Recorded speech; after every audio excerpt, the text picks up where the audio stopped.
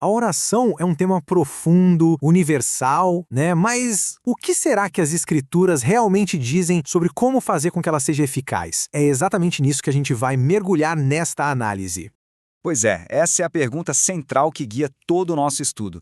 Porque não se trata só de falar, mas de se conectar de um jeito que produza resultados. Então, o que realmente faz a diferença? Vamos descobrir juntos. E aqui está o nosso ponto de partida. Essa passagem de Tiago nos dá uma promessa muito poderosa e, na verdade, estabelece a base para tudo que a gente vai explorar. Existe um poder imenso disponível, e a chave é entender o que essa oração eficaz realmente significa. Certo? Então vamos começar definindo as coisas. Antes de construir qualquer coisa, a gente precisa entender o conceito. O que é exatamente esse poder da oração de que tanto se fala? A definição que o material de origem nos apresenta é bem clara. Não é só um exercício espiritual, algo que fica só dentro da gente. Uma oração eficaz é aquela que consegue, de fato, atravessar a barreira do espiritual e causar um impacto real, tangível, aqui no nosso mundo físico.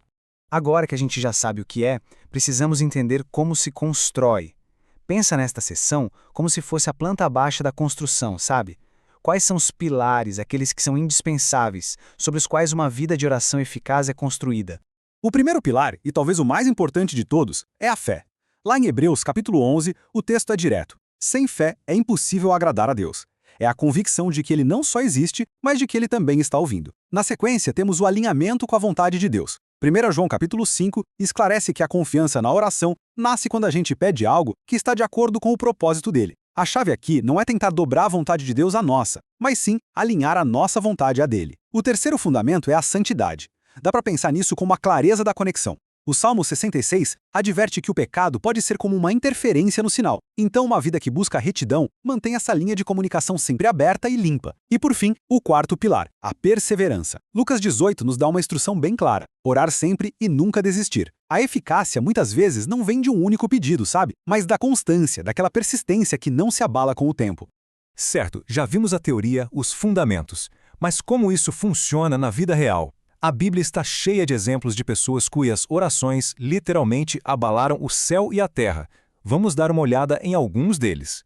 Primeiro, Elias. Tiago, lá no capítulo 5, faz questão de nos lembrar que ele era um homem como a gente. Mesmo assim, ele orou com fervor para que não chovesse, e não choveu por 3 anos e meio. Depois, ele orou de novo e a chuva veio. Isso mostra, de um jeito impressionante, o impacto direto no mundo físico. Agora, vamos olhar para Daniel. Mesmo quando um decreto do rei proibia orar para qualquer um que não fosse o próprio rei, o que ele fez? Foi para casa, abriu as janelas e orou, como sempre fazia.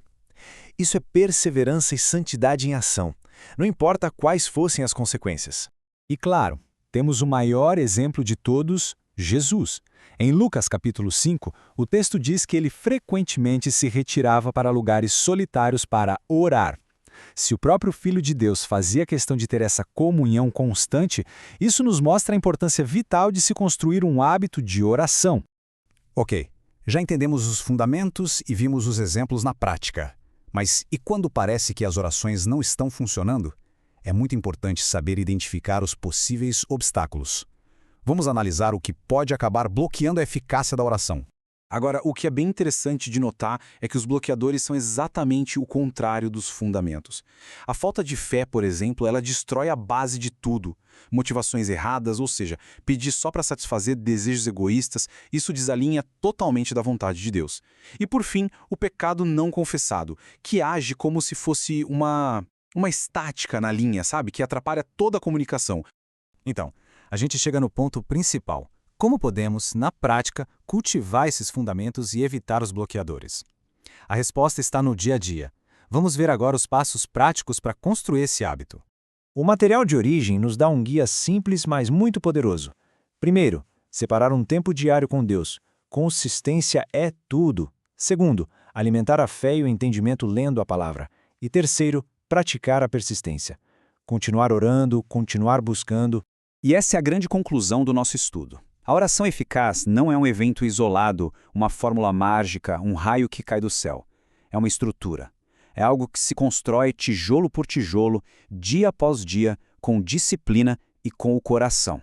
E isso tudo nos leva a uma reflexão final. Tendo em mãos esse projeto com todos os fundamentos, a questão que fica é: o que fazer com isso? Qual é o primeiro passo, por menor que seja, que se pode dar hoje para começar a construir ou a fortalecer essa fundação na